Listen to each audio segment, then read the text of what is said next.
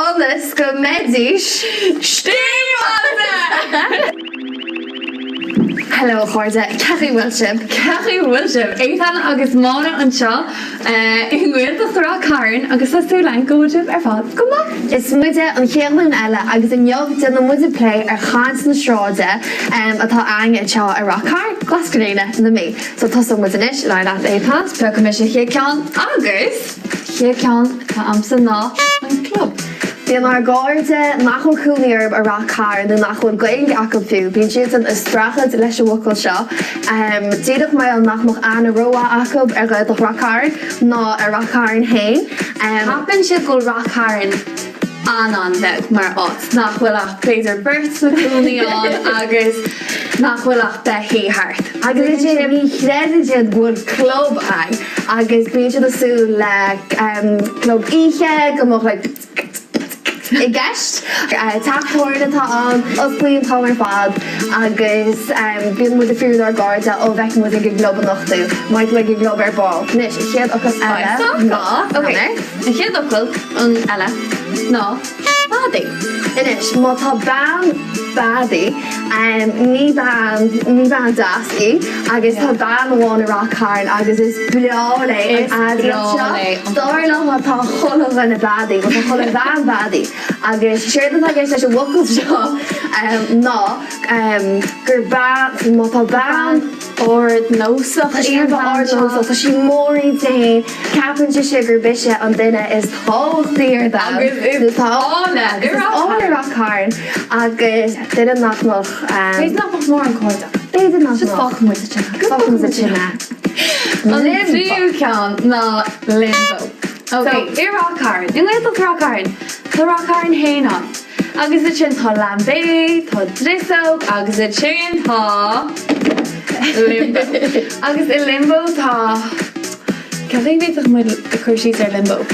Is spéisiú le rud mai an le gapan dína goin limbo an ní smú ach a chuirde. Tá limbo aine te rockcar agus tá gá scéal a bhaint leis an anam seo. So capan dína is dosach nach ra gaige ag muointe rockcar a tháinig ó chumar nach go gaige a go bar chodaach agus tá bhí sin tá go limbo ar an áit ach sin tá scéal dardom sa tá ní sin a bhós. Díir bhí anna an líag go cuaig nuair tháinig muinte de chunamara si denníir. Bhí sean bhain chríanna, bhí siise ar mus agus chonig siise nach ra fiú bóthín beg a go chuig na tuiche ní an airige le feiceáil na rud a bit as dúirtiise a bhaidan tá se seo cosú le limbo.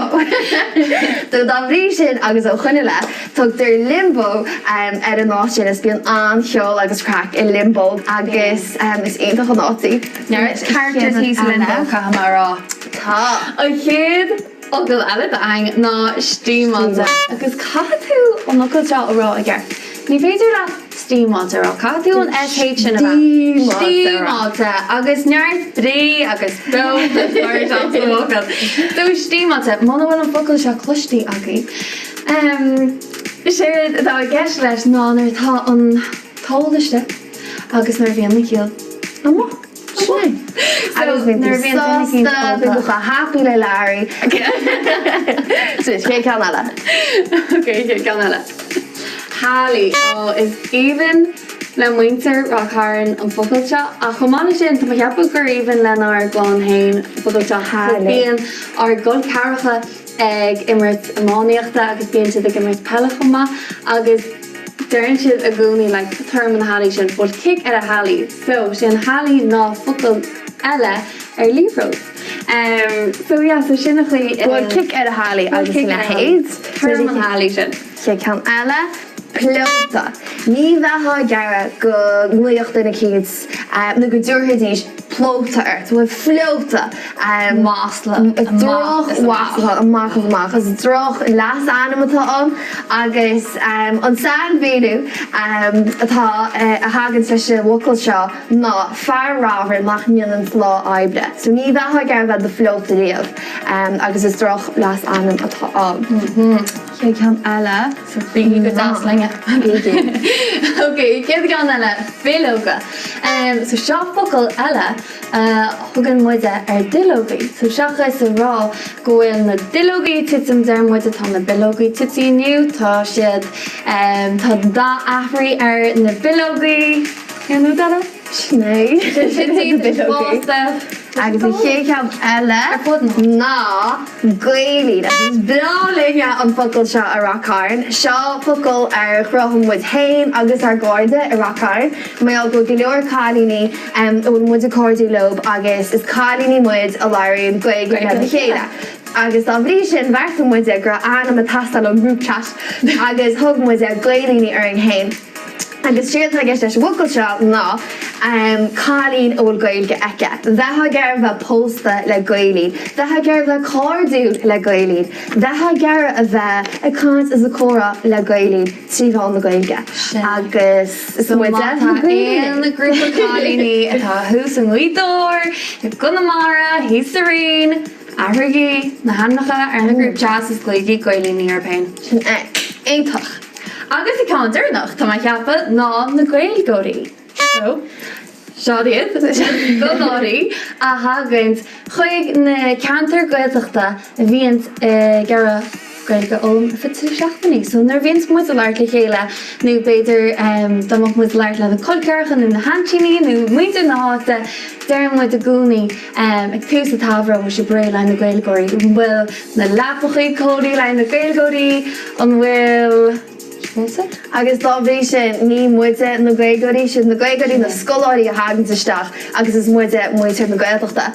Agus deir gur bád do cáint na sráid an is go go bád focail atá ag muoite na gailteachtaí éagsúla, gur bhí na gailgóirí na scoláirí a hagantisteach agus gur muid hain muoite na gailteachta. Agus in níos duine muid iireach na focail seo ar fádachar an éon abertháin lei scéile aonse chlíb. Feic mu le. láháin bhí na gailgóirí ar racáin.